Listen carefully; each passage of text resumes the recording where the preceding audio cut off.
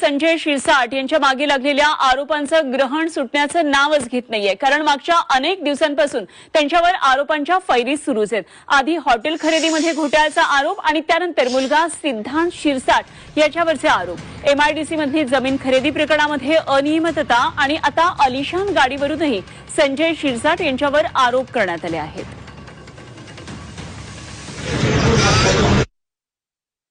म्हणजे एम कुणाला लिहिता येतं, जे मंत्री आहे।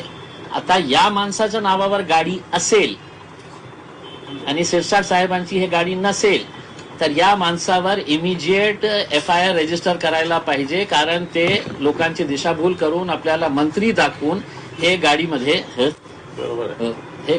फिरत आहे। ही गाडी 2.5 कोटी रुपयाची आहे। ते दुबईहून आणण्यासाठी टॅक्स ऑलमोस्ट 200% लागतं।